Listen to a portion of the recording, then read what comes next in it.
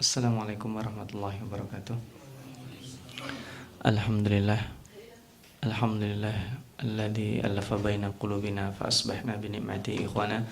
Allahumma shalli wa sallim wa barik ala habibina sayyidina al-Mustafa Muhammadin sallallahu alaihi wasallam wa ala alihi wa ashabihi wa man ittaba'al huda wa ba'd.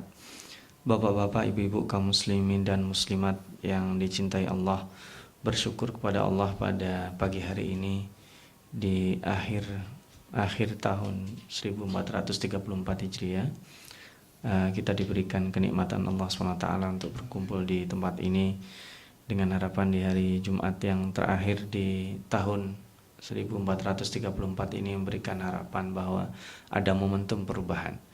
Ketika kita mengingat hijrah Rasulullah SAW, berarti disitulah kita merasa bahwa kita ada momentum berubah kepada sesuatu yang lebih baik. Kita jadikan setiap terminal perubahan tersebut adalah terminal perubahan ke arah yang lebih baik. Dan pada kesempatan kali ini kita juga masih menadaburi kisah seputar Bani Israel. Bani Israel, kisah yang sangat umum sekali, yang pada hari ini mereka digolongkan menjadi dua golongan besar, yaitu Yahudi dan Nasrani. Yahudi dan Nasrani dua-duanya adalah Bani Israel. Lalu kenapa Allah SWT di sini membedakan antara keduanya? Akidah keduanya berbeda. Kemudian Allah SWT nantinya membandingkan dengan orang-orang yang memusuhi Rasulullah SAW face to face sebelum ke Madinah.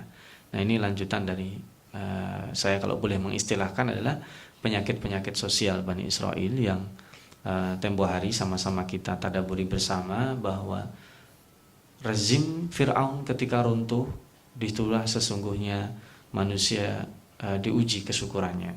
Ketika kita melawan musuh eksternal yang sangat besar, itu bisa jadi dalam tanda kutip kita bersabar, tapi ketika musuh eksternal tersebut tumbang, itulah saatnya kita mengobati penyakit yang ada dalam diri kita masing-masing. Dan cerminan bahwa Bani Israel itu banyak sekali penyakit sosialnya, bukan berarti kita terlepas dari penyakit tersebut. Nah, dengan harapan tadabbur kita pada pekan lalu dan juga pada pekan ini lanjutannya, kita bisa mengintrospeksi untuk selanjutnya tidak terjerembab dalam kesalahan yang dilakukan oleh orang-orang sebelum kita. Kita akan memulai tadabbur pada 113 sampai 119 insyaallah. Di 113 ini Allah berfirman, a'udzubillahi minasyaitonirrajim. Bismillahirrahmanirrahim. Wa qalatil yahudu laysatin nasara ala syai'in wa qalatin nasara laysatil yahudu ala syai' wa hum yatlunal kitab kadzalika qala alladhina la ya'lamuna mithla qawlihim fallahu yahkumu bainahum yawmal qiyamati fima kanu fihi yakhtalifun. Bapak-bapak dan hadirin sekalian yang dimuliakan Allah, di sini ada yang menarik ya, ketika kita melihat pada lanjutan pekan lalu ketika dikatakan la yadkhulul jannah. Orang-orang Yahudi dan orang-orang Nasrani itu mengatakan la yadkhulul jannah. Al-jannah di pekan lalu disebut dengan alif lam ma'hud. Itu surga menurut mereka. Jadi surga menurut mereka bukan berarti sama persepsinya antara mereka. Jadi di sini ketika dikatakan laisatin nasara ala syai' dan sebaliknya, itu adalah terjemahan la yadkhulul jannah dan tilka amaniyuhum. Jadi seolah-olah setiap mereka itu memiliki al-jannah. Itu yang disebut dengan al-ma'hud, persepsinya masing-masing. Jadi saya, ini enggak masuk surga kecuali orang-orang Nasrani. Surga mereka itu berbeda dengan surganya orang Yahudi. Masing-masing disebut di sini ala syai'. Ala syai' itu ada dua sisi ekstrim ya. Ala syai' itu kalau untuk besar itu unlimitednya sangat besar sekali. Kalau kecil itu sangat kecil sekali. Ketika dikatakan qalat, di sini dahulukan Yahudi ya, karena mereka yang paling lebih dulu ya. Wa qalatil yahudu laisatin nasara ala syai'. Orang Nasrani itu ala syai', laisat ala syai'. Laisat ala syai' itu berarti kalau boleh mengibaratkan sangat kecil sekali. Jadi ala syai' di sini bahkan nyaris nggak ada. Jadi kebalikan ya, kalau itu bagus, banyak, itu besar sekali, banyak sekali, tidak bisa dibatasi, banyaknya seperti apa. Kalau sedikit juga demikian, laisat ala syai' itu mungkin dibilang garis nggak ada. Apa peran mereka? Mungkin bahasa kita gitu. Orang-orang Nasara juga demikian, laisatul yahudu ala syai'. Orang-orang Yahudi itu juga apa sih mereka sebenarnya, keberadaannya apa sih, nggak ada. Udah habis mereka. Jadi dua-duanya sama. Dan ketika mengulang sebentar pekan lalu ya, disebut tilka amaniyuhum. Amaniyuhum itu disebut, padahal ini dua golongan besar. Allah tidak menyebut tilka amaniyuhuma itu angan-angan dua golongan ini, tidak, tapi langsung itu berarti tiap orang bahkan berbeda-beda persepsinya. Sama-sama masuk surga, surganya si A dengan si B beda menurut persepsi dia. Maka ala syai' ini disebut klaimnya beda. Ketika Allah mengatakan ditambah lagi wahum yatlunal kitab. Sementara mereka itu masing-masing sudah mendapatkan Alkitab. Alkitab itu kenapa di sini satu? Kenapa tidak dikatakan wahum yatlunal kitabain? Nabi Musa itu diberikan Taurat dan Nabi Isa diberikan Injil. Jadi Nabi Musa diutus kepada Bani Israel. Bahkan mereka itu bukan hanya Taurat dapat Taurat, dapat suhuf ya, dapat apa? Mitsaq, perjanjian yang tempo hari kita tadabburi bersama. Jadi dapatnya berlipat-lipat. Pun pada saat era Isa mereka mendapatkan Injil. Yang menarik di sini dikatakan Allah wahum yatlunal kitab.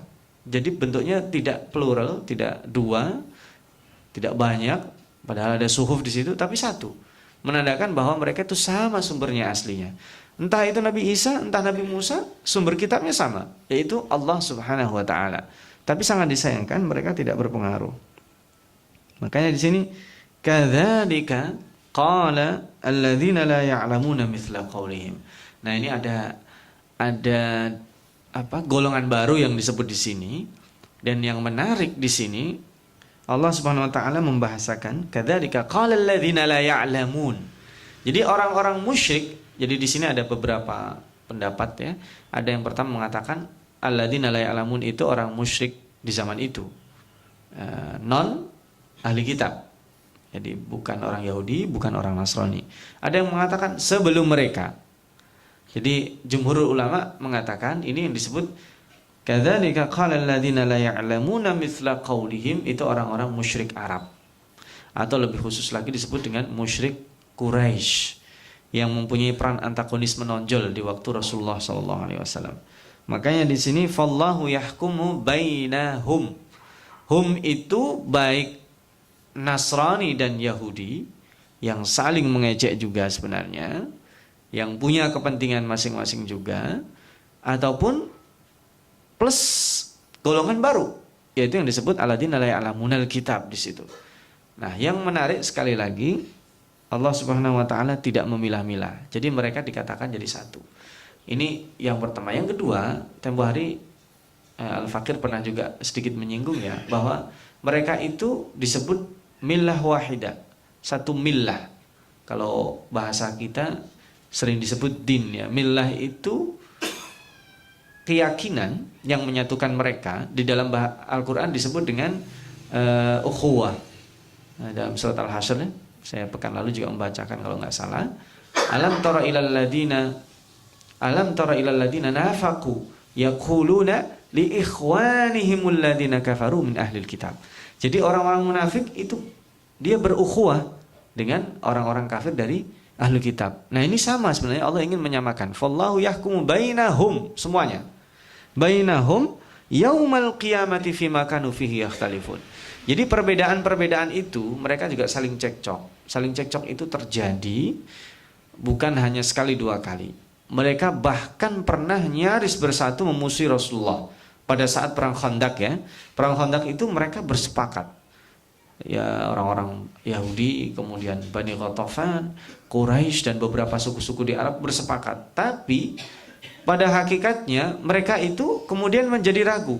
Dan dalam sebuah hadis yang diceritakan sahabat Nu'aim bin Mas'ud itu ya, dia pura-pura masuk Islam.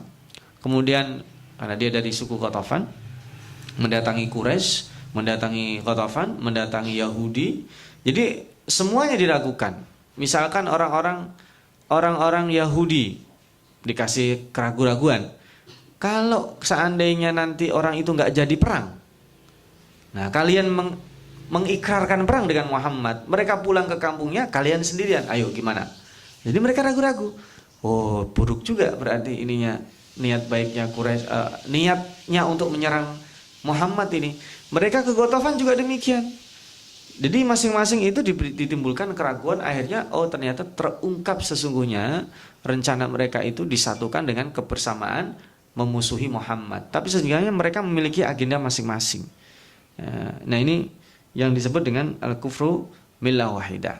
Jadi satu, pada hari ini lanjutan setelah klaim mereka bahwa yang masuk surga itu nanti golongan saya aja, golongan yang lainnya nggak masuk surga. Ya, kalau di akhirat itu kan tempat cuma dua, nggak ada setengah-setengah.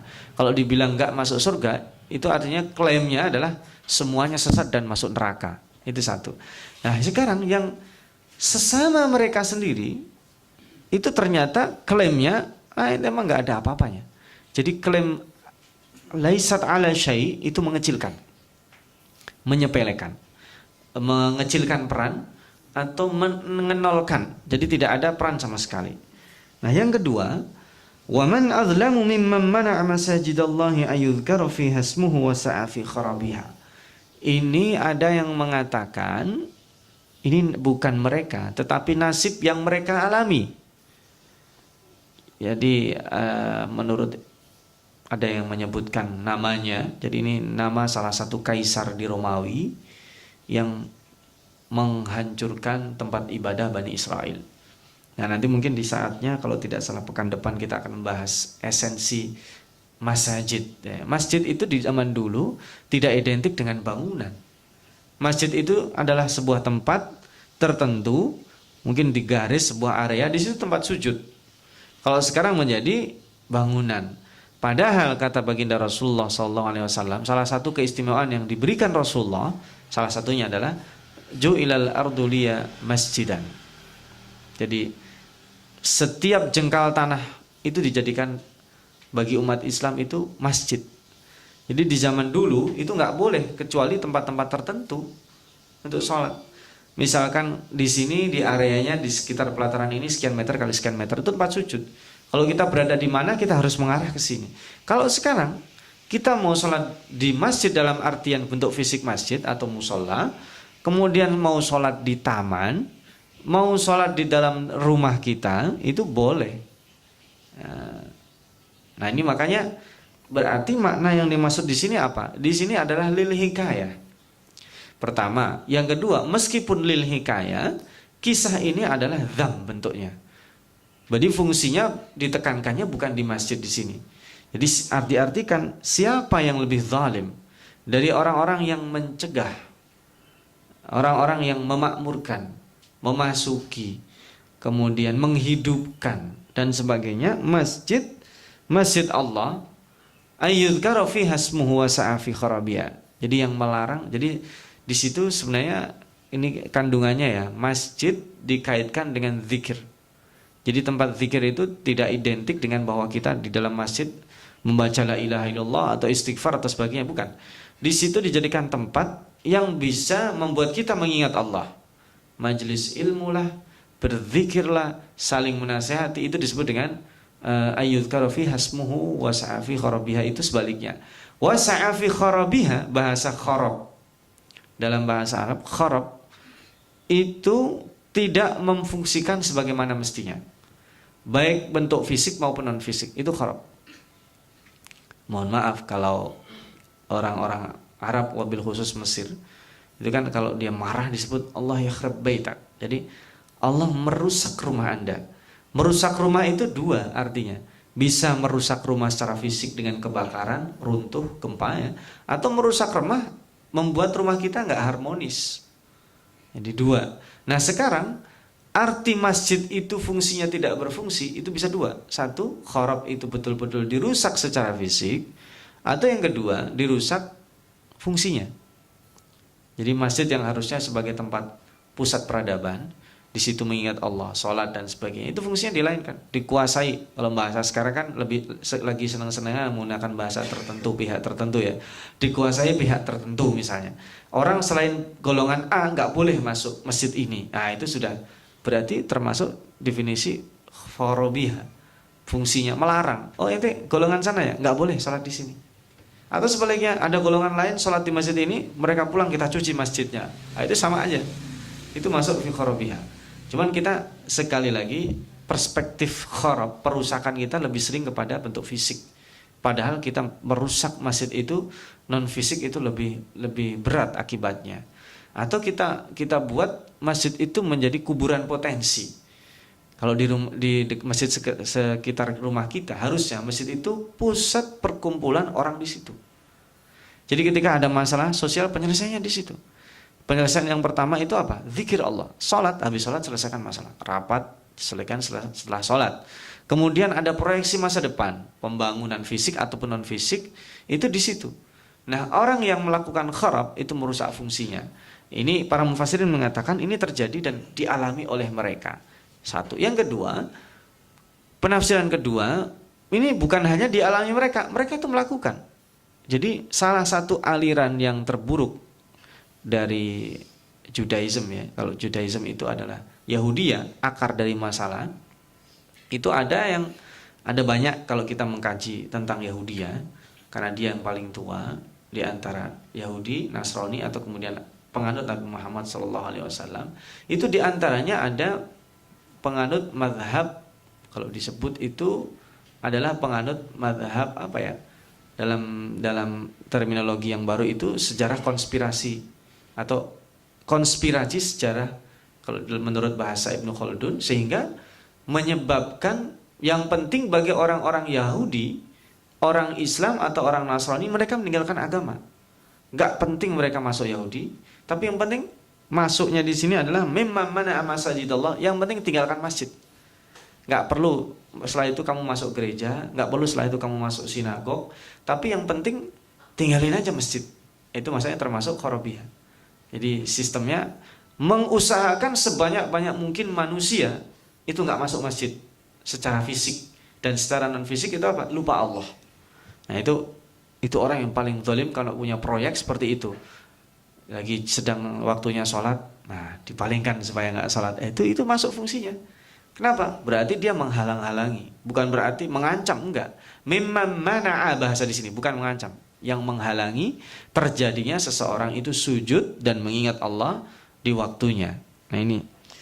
Ulaika ma kana lahum ayadkhuluha illa khaifin, dan mereka itu ini terjadi pada masa Bani Israel ya, sehingga mereka merefleksikan ibadah itu tidak sempurna. Kan kita disuruh biquwa, dengan bebas tanpa adanya halangan. Nah ini ala sabil hikayah yang tadi saya sebutkan. Lahum, orang-orang yang tadi melakukan kezaliman, fid dunya hizyun, mendapatkan kehinaan di dunia, walahum fil akhirati adzabun adzim, dan mendapatkan adab yang besar di akhirat nanti. Nah, sampai di sini selesai. Ada ganti tema baru ya. Walillahil masyriq wal maghrib, fa aina ma tuwallu fa thamma wajhullah innallaha wasi'un alim. Bagi Allah adalah tempat terbit matahari dan tempat tenggelamnya matahari. Itu kunci yang mematikan bagi orang-orang sombong.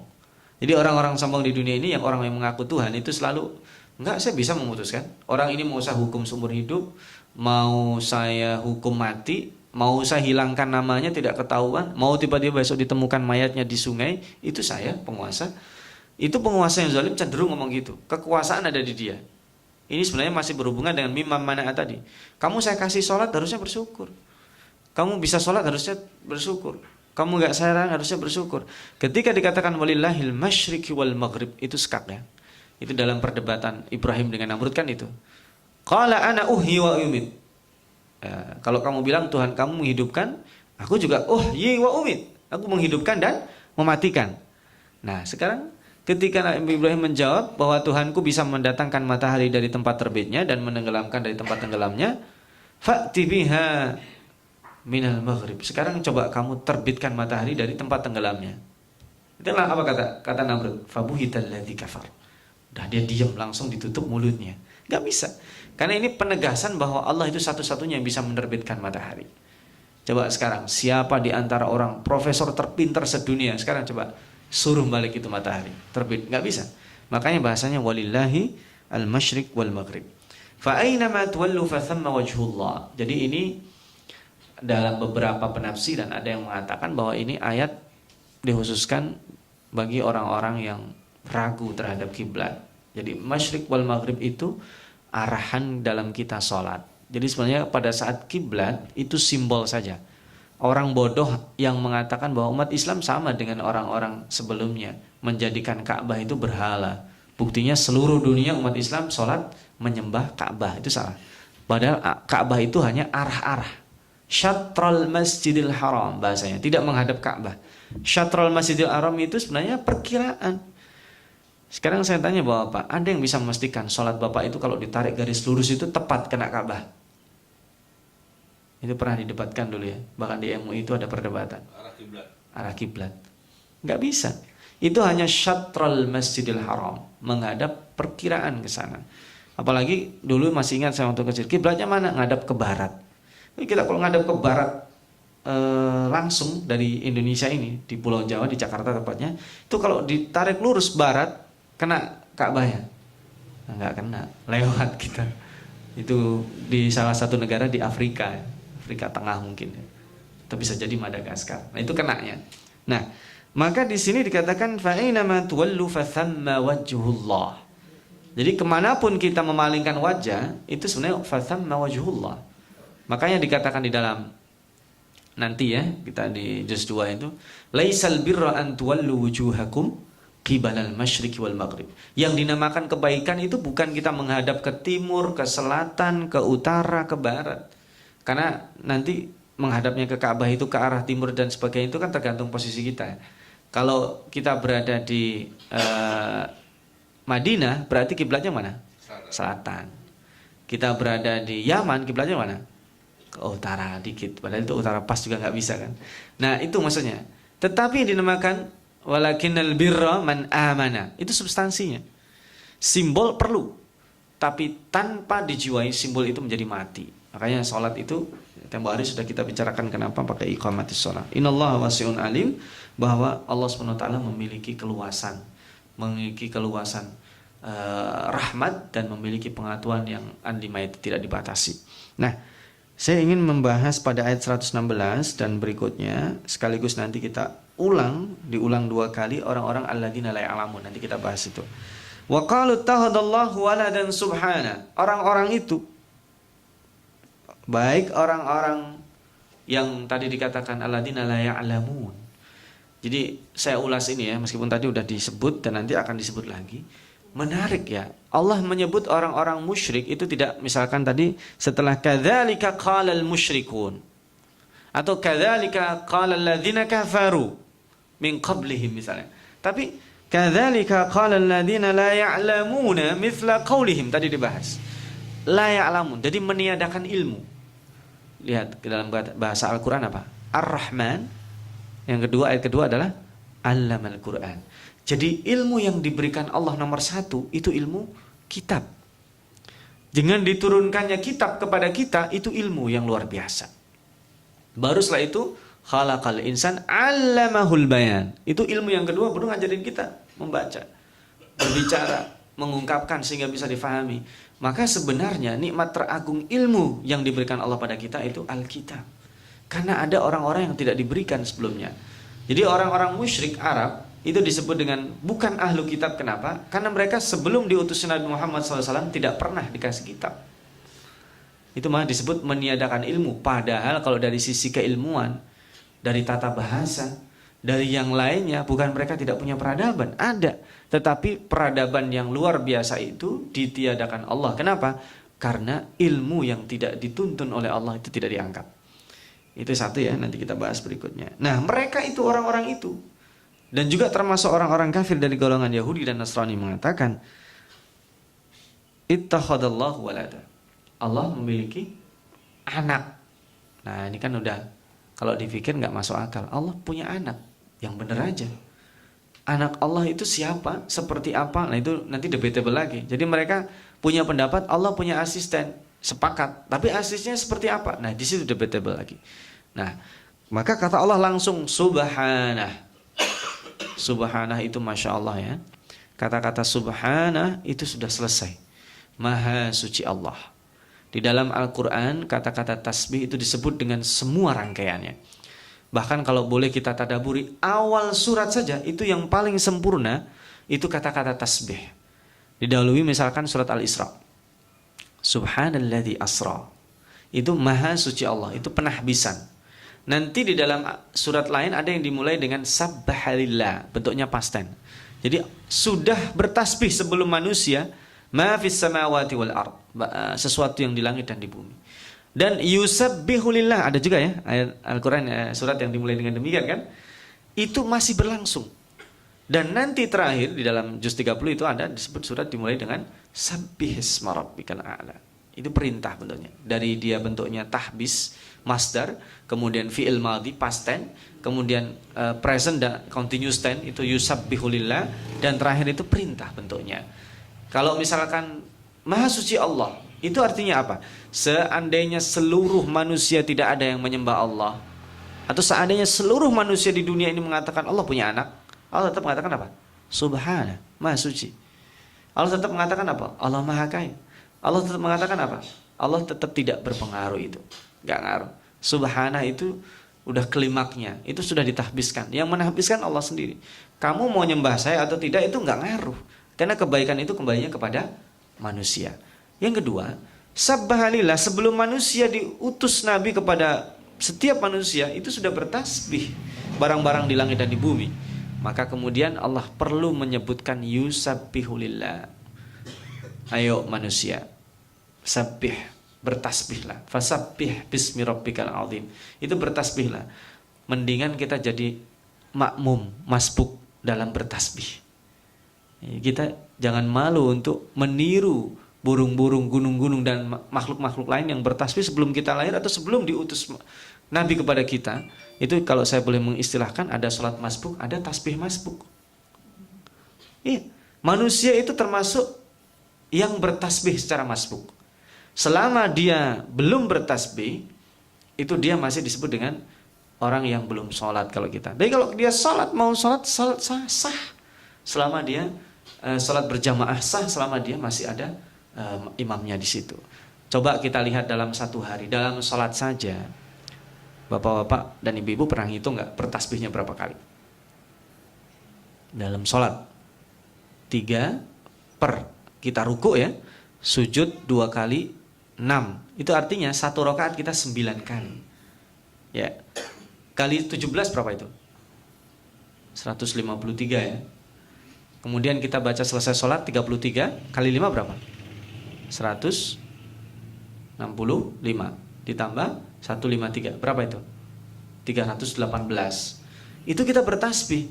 Dan esensinya itu sebenarnya yang penting. Orang yang bertasbih demikian dia mengatakan maha suci Allah. Tetapi ada nggak setelah dia melakukan sholat kayak gini, mau sedang musim pilkada atau musim pencalekan, datangin dukun misalnya. Ya, dia berarti menghilangkan makna tasbih itu sendiri. Ya kan? Berarti Allah punya asisten. Meskipun tidak jelas-jelas kita katakan Allah punya anak. Orang mau berbisnis, orang mohon maaf, mau bangun rumah, kan dia harus pelajari, oh ini secara ilmu feng shui nggak tepat ini menghadap ke arah selana, pintunya harus dibelokin dikit misalnya. Lalu dia percaya, disebut dengan tatoyur. Itu subhana. Orang yang bertasbih 318 tadi hilang dia. Padahal 318 dalam 10 hari sudah 3000. Itu di luar sholat sunnah. Nah ini saya tidak memperpanjang di situ ya. Lihat kata Allah, ballahu ma fis samawati wal ard kullun lahu qanitun. Ballahu ma fis samawati wal ard itu dalam bahasa Al-Qur'an sabbahalillah. Jadi sebelum manusia itu sudah bertasbih itu. Kalau seandainya kita katakan di bumi sebelum manusia ada nggak yang bertasbih? Ada. Gunung-gunung semuanya, walakin la tafqahuna tasbihahum. Itu semua bertasbih. Kita nggak paham. Pagi ini kita bertasbih bersama para makhluk Allah. Makanya dikatakan tau'an au karha. Mereka mau atau tidak mau itu sesuatu yang keniscayaan. Hanya manusia saja yang dikasihkan pilihan. Jadi makhluk Allah selain kita dan jin, Jadi cuma dua itu jenisnya, jin dan manusia, semuanya bertasbih kepada Allah. Ikan, dia mau segalak-galaknya ikan, dia tetap bertasbih. Dia mau batu-batuan, dia tumbuh-tumbuhan, semuanya bertasbih. Yang di langit, apa yang di langit? Yang hidup. Makanya kadang ada ma fis samawati wal ard, ada man fis samawati wal ard. Kalau ma itu apa? Oh banyak, bintang-bintang bertasbih kepada Allah. Man, malaikat bertasbih kepada Allah. Man, yang bergerak. Jadi kita mengartikannya luas. Yang bernyawa, yang tidak bernyawa. Yang kita tahu, yang tidak kita tahu. Semuanya apa? Lahu ma fis samawati wal ard. Yusabbihu lillah dan sabbaha lillah itu. Nah di sini makanya tasbih itu adalah kunci penyucian, itu bisa menghilangkan penyakit-penyakit sosial yang hari ini kita tadaburi. Melempar kesalahan atau menghalangi orang untuk berzikir kepada Allah, atau menghidupkan fungsi masjid. Nah, Allah sebutkan lagi sifat Allah yang kedua setelah tadi kepemilikan penuh, badi'us samawati wal ard. Badi' itu bukan khalik saja ya. Kalau khalik itu asal membuat. Lihat anak kecil mewarnai kan, keluar garis ya kan. Tapi bandingkan anak kecil dengan dengan pelukis profesional. Mana lukisannya paling bagus? Pelukis profesional. Tapi di sini maka kalau walillahil matsalul a'la, saya tidak membandingkan, tapi sekedar supaya kita masuk. Pelukis profesional lah itu yang disebut dengan badi. Anak kecil itu disebut dengan menciptakan, kreasi. Dia baru bisa. Tapi badi itu lebih dari itu. Ya, lihat saja susunan fisik tubuh kita. Ini tata artistiknya itu. Kenapa mata itu di depan? Kenapa hidung itu di antara mata dua? Coba kalau seandainya hidung itu dipasang di atas, di jidat kita. Orang-orang kayak saya yang punya penyakit mata itu nanti nyantolin kacamatanya gimana coba? Pakai tali atau gimana? Ternyata fungsinya ada. Dibuat kacamata kayak gini. Meskipun zaman dulu mungkin belum ada. Lalu cobalah lihat gigi. Gigi itu yang kita lihat fisik luarnya, ternyata akar ke dalamnya lebih banyak. Itu siapa yang menanam segitu? Luar biasa. Jadi itu teorinya sama dengan teori gunung, dijadikan pasak. Lalu gigi itu kita pakai memamah apa aja setiap hari. Geraham dan sebagainya. Dan sebagainya itu ada semua. Itu yang disebut dengan badi', penciptaan. Lalu lihatlah, kalau kita pada diri kita nggak bisa, itu kita bisa buka channel Discovery atau National Geographic. Lihat ketika membahas tentang binatang-binatang yang aneh-aneh.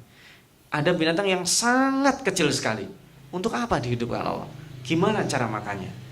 Lalu ada binatang yang hidupnya, bahkan dia ada yang disebut dulu kita kenal dengan binatang bersalah satu, yang tidak menikahi lawan jenisnya. Dia dengan dirinya sendiri membelah dan sebagainya. Itu kenapa? Luar biasa, maka disebut dengan badi, dan di sini disebut badi'us samawati wal ard. Yang di langit, yang kita tidak tahu esensinya sampai sekarang seperti apa itu hakikatnya, yang di bumi itu diciptakan Allah. Dan lihat kata Allah, wa idza qada amran, ketika menginginkan sesuatu, bukan maksudnya hanya menciptakan saja, menginginkan sesuatu itu cuma tinggal bilang kun. Kun itu bentuk verbal. Allah menginginkan pasti terjadi. Nah, ini yang kita takuti. Makanya kita sebagai umat Islam itu menjadikan tadzkirah itu diiringi dengan ketakutan. Takutnya bukan kita takut disiksa. Wa khasyar rahmana bil ghaib. Itu dalam surat Yasin ya. Harusnya kan orang itu takut kepada yang maha kejam, yang maha sadis kalau dia orang-orang zalim ya. Kalau pada Allah, zat yang maha kuasa, yang maha perkasa, harusnya gitu. Wa khasyal aziz, wa khasyal qahar, wa khasyal qadir harusnya. Tapi di dalam surat Yasin itu wa khasyar rahmana bil ghaib. Yang takut kepada zat yang maha penyayang. Kok takut? Berarti kita takut ditinggalkan harusnya. Itu yang dominan pada diri kita harusnya. Nah, ini makanya di sini ketika Allah mencipta kun, itu terjadi bukan hanya bentuk fisiknya kita diciptakan punya anak, kun, kamu insya Allah punya anak, bukan. Qadha amran itu nasib kita. Allah tinggal bilang aja. Jadi kalau seandainya kita sudah ditentukan celaka atau tidak, Allah sanggup mengubah apa? Itu kekuasaan Allah. Berarti doa kita bisa mengubah takdir. Ada dalam jumhur ulama mengatakan takdir itu ada dua macam. Ada yang bisa diubah, ada yang tidak. Takdir umum tidak bisa diubah. Takdir terperinci bisa diubah. Nah, nasib kita, misalkan kita sudah ditentukan ini masuk surga atau neraka, bisa diubah atau tidak? Kita nggak tahu. Siapa yang mengatakan bahwa sekarang ini tiap kita di sini tentukan masuk surga atau neraka? Tidak ada yang tahu. Lalu bagaimana kita mengatakan kita diubah? Bisa kan? Kalau dalam hadis itu kan ada antara seorang dengan surga itu tinggal sejengkal. Itu kenapa? Itu secara fisik. Orangnya tiap hari sholat, tiap hari zakat, tapi ketika di akhir hidupnya dia melakukan perbuatan ahli neraka dan masuk neraka. Nah, berarti dia sudah ditentukan itu. Kenapa? Allah sudah tahu ini jalannya seperti ini, akhirnya dia akan tersesat. Jadi kezaliman itu tidak ada pada Allah, tapi pada manusia yang memilihnya saja. Maka kun, nah kenapa kun kok ada fa? Ya kun jadilah, fayakunu, maka dia menjadi. Fa di situ disebut dengan proses. Kok proses? Fa, padahal fa dalam bahasa Arab itu litakib, tidak ada yang lama. Nah, orang hamil mau punya anak kok sampai 9 bulan, masuk 9 bulan disebut cepat. Nah, fa di situ itu proses jadi disebut. Kalau bahasa manusia, supaya manusia pahami itu nyaris jadi, biar tidak terjadi seperti sulap. Itu bahasa fa di situ proses. Orang ini pinter, fa-nya apa? Bisa melalui sekolah, bisa melalui dia ketemu orang-orang pinter. Tidak mungkin orang lahir kemudian fayakunya langsung hafal Quran. Imam Syafi'i mengatakan, ya seandainya manusia ya, dalam bahasa pepatahnya apa? Lau kanal mar'u yuladu aliman ma yabqa ala wajhil ardi jahilu. Kalau seandainya manusia lahir cengir langsung hafal Quran, langsung bisa membaca, itu pasti tidak ada manusia bodoh di muka bumi ini. Nah, itu maka disebut dengan kun jadilah, proses harus ada. Dan di situ yang tempo hari berkali-kali kita tadaburi makna dari ikhtiar untuk menjemput huruf fa ini. Maka fa yakunu itu jadilah. Nah, Allah ulang lagi ini. Nah, di sini kita akan akhiri 2 ayat ini. Wa qala alladziina la ya'lamuna. Nah, ini apa tadi? Alladziina la ya'lamuna itu. Orang-orang musyrik. Jadi orang-orang yang tidak memiliki kitab itu disebut orang yang tidak tahu. Meskipun dia sudah profesor, sudah doktor, tapi dia belum pernah membaca Al-Quran, itu dinafikan ilmunya oleh Allah. Nah, untuk bilang mudah-mudahan kita nggak termasuk ya. Udah pinter berbusa-busa, pandai berdebat sana sini, tapi dia nggak pernah baca Quran, tidak pernah mengkaji Quran, itu masuk dalam kategori ini. Kan kategori la ya'lamuna itu bukan berarti tidak diturunkan saja kepada kita. Dikasih kitab nggak dipakai, itu masuk ini juga. Dia mendapatkan keistimewaan, mendapatkan kitab dari Allah, dan ini yang terbaik. Kemudian dia tidak digunakan, itu kan la ya'lamun. Udah ilmunya dalam bahasa kita sundul langit, tapi kalau belum membuka kitab Allah, itu dianggap oleh Allah la ya'lamun. Tidak itu. Laula yukallimunallahu aw ta'tina ayah. Ini mohon maaf, ini kelimak bodohnya mereka mengatakan gini. Kami baru beriman kalau kami langsung diajak ngomong Allah. Ngapain Allah pakai utus-utus perantara? Kan Allah bisa ngomong sama kami. Ya, bahasanya sih masuk akal. Ngapain Allah? Jadi gini sekarang. Kenapa sih Allah menurunkan Al-Quran melalui malaikat Jibril? Apa Allah nggak bisa langsung ngomong melalui Muhammad? Pernah nggak kita berpikir kayak gitu, Pak? Ya, itu ternyata untuk menguji juga. Jibril ini amanah nggak? Untuk mengetahui kepada kita juga bahwa Allah bisa menurunkan Al-Quran bahkan tidak melalui Nabi Muhammad, langsung kepada kita. Setiap kita langsung kita dikasih hafalan Quran. Tapi ya itu nggak jaminan kita akan bisa melakukan Allah, karena melakukan perintah Allah nggak bisa. Lihat yang kedua, au ta'tina ayat, atau datang tanda-tanda kebesaran Allah, mukjizat. Dan itu sudah terjadi dulu zaman Nabi Soleh. Kamu baru percaya kalau kamu punya tanda. Apa tanda kamu? Tanda-tanda kekuasaan Allah Subhanahu Wa Taala. Mukjizat kamu apa? Coba kamu keluarin onta dari batu. Nabi Soleh bisa itu. Begitu keluar dari batu, Nabi Soleh pesannya apa? Jangan sembelih nih onta. Itu sebenarnya simbol, bukan nyembelih onta nggak boleh. Mereka nggak tahan juga. Ternyata percuma juga. Bahkan zaman dulu orang ada yang mengatakan, coba sekarang kalau seandainya Allah itu Maha Kuasa, coba turunkan hujan batu. Apakah setelah hujan batu mereka beriman? Enggak. Kecuali hujan batu menyiksa mereka. Itu nggak bermanfaat iman seperti itu. Sudah nyaris itu mati, nggak bermanfaat. Makanya kedua ini sangat buruk ya. Kita mengatakan saya baru percaya Allah kalau Allah ada. Langsung saya bisa ngomong. Yang kedua, kalau ada tanda-tanda kekuasaannya. Itu na'udzubillah bapak-bapak dan ibu-ibu, Allah Subhanahu Wa Taala selalu memiliki cara menegur kita. Kita berdoa, pada saat Allah menegur kita itu tegurannya lembut, dan kita dikasih karunia yang bisa merasakan kelembutan teguran Allah. Kan ada orang dia cuman kesandung aja langsung, aduh ini saya ada salah apa. Tapi ada orang dia sudah macam-macam bangkrut, sudah ini semua keluarganya, dia nggak ingat Allah. Naudzubillah, itu berarti orang ini nggak peka sensitivitasnya. Nah ini kayak gini, saya baru beriman kalau diajak ngomong langsung sama Allah. Ini perkataan siapa?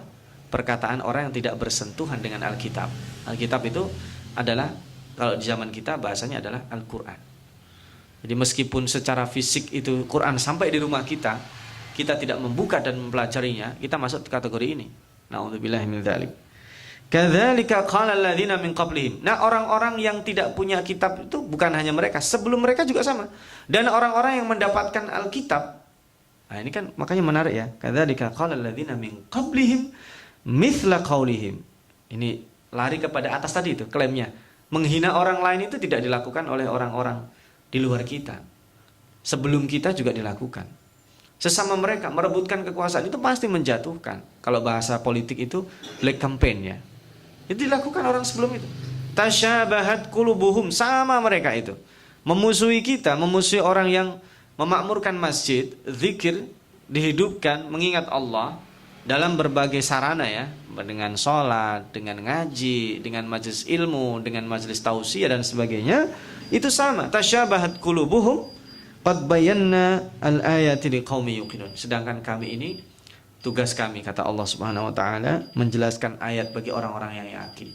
Jadi ini kita cuma perlu motivasi saja. Motivasinya Allah apa? Itu motivasinya sama dengan yang diberikan kepada Nabi Muhammad. Kita closing di ayat 119. Inna arsalnaka bil haqqi basyiran wa nadhira. Sesungguhnya kami utus engkau Muhammad dengan sesungguh-sungguhnya, dengan benar-benar, basyiran sebagai pembawa kabar berita, wa nadhiran sebagai pembawa rambu-rambu, karena kalau kita langgar nadhira itu bukan menakut-nakuti ya. Dan ingat, wala tus'alu an ashabil jahim. Dan nanti tidak pernah dikatakan kenapa si A itu dulu tidak mau dengarkan kamu, kenapa si A sekarang masuk neraka. Itu tidak pernah, nggak pernah. Jadi kalau sekarang tugas kita itu berdakwah, orang itu nantinya memusuhi kita sampai mati, dan mudah-mudahan ya nanti kita di akhirnya masuk surga. Itu orang yang kita dakwah itu nggak pernah ketika dia ya Rob, saya kenapa dulu tidak engkau kasih hidayah. Hidayah itu kalau diibaratkan adalah seperti halnya sinar matahari. Sinar matahari yang mengenai bumi itu bukan berarti sinar matahari pilih-pilih, tetapi posisi bumi itulah yang menentukan apakah dia mendapat sinar matahari atau tidak. Hidayah itu gitu. Jadi ketika ada hidayah, kita memalingkan, berarti yang kena posisi sinar itu sebelah mana? Belakang punggung kita. Nah kalau kita ada hidayah, kita kemudian, oh ya kita dengar, ada kemungkinan besar kita bisa mendapatkan hidayah. Jadi hidayah itu bukan perkara nasib atau tidak. Kita harus menjemput hidayah itu. Jadi semangat misalnya, kenapa sih kadang saya sholat semangat, kadang tidak semangat? Itu berarti lagi nggak kena sinar matahari, posisinya nggak pas. Ya, apalagi sekarang musim hujan. Lebih susah lagi. Sinar mataharinya posisinya harus ada, tapi apa? Tadi waman adlamu mimman mana'a, ada penghalang. Nah, penghalang itu biasanya manusia lebih sering menyalahkan orang lain. Kita ingat bahasa Yahudi yang pekan lalu kita bahas ya. Dan di sini Yahudi sama Nasrani sama-sama musuh Islam, bahasanya mereka mengenolkan orang lain kok. Mengecilkan peran orang lain. Oh, kamu mah nggak ada peran apa-apa di sini. Maka di sini tugas kita cuma satu, berdakwah, mengajak dan mengajak. Permasalahan nanti mereka masuk neraka, kita tidak akan pernah sekali-kali ditanya Allah, kenapa si A masuk neraka? Kenapa kamu tidak sampai ini? Karena orientasi dalam berbagai hal Allah bukan orientasi hasil, orientasinya proses. Contohnya Nabi Nuh, contohnya adalah Nabi Yunus, contohnya adalah nabi-nabi yang lain, bahkan nabi yang tidak punya pengikut, yang dia dibunuh sebelum punya pengikut. Allah yang akan hisab itu mereka nyampein atau tidak. Bukan kamu berhasil dapat berapa pengikut kamu, tidak, itu yang tidak ditanya. Ini saya kira mudah-mudahan kita bisa mempelajari ada 3 hal pokok. Saya closing dengan 3 hal pokok. Kelemahan orang Yahudi menyalahkan orang lain. Yang kedua, mereka tidak mengambil pelajaran. Dulu pernah mereka dihalang-halangi mengingat Allah pada saat masih lempeng-lempengnya, tapi mereka melakukan itu. Kemudian yang ketiga, kita seandainya menjadi orang yang bertasbih masbuk masih lebih bagus. Sabbahalillah, kita sekarang yusabbihulillah, Sabbih bismi rabbikal a'la atau sabbih isma rabbikal a'la. Masih ada jeda waktu yang kita gunakan untuk memperbaiki tasbih kita. Barangkali rutinitas itu nggak cukup, 318 tadi kita bisa bertasbih. Dan yang terakhir kita renungi penciptaan Allah, dan mari kita ikuti dakwah Rasulullah. Kita tidak pedulikan orang itu mau ikut atau tidak, tapi kita harus tetap menyampaikan.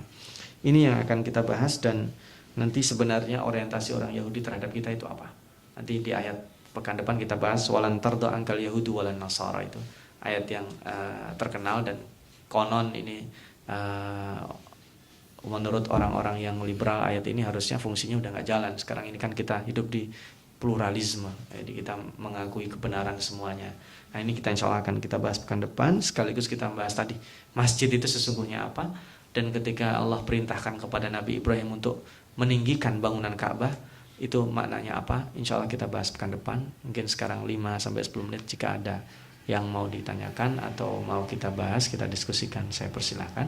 Sementara saya tutup, mohon maaf jika ada kekurangan. Jazakumullahu khairan. Wassalamualaikum warahmatullahi wabarakatuh.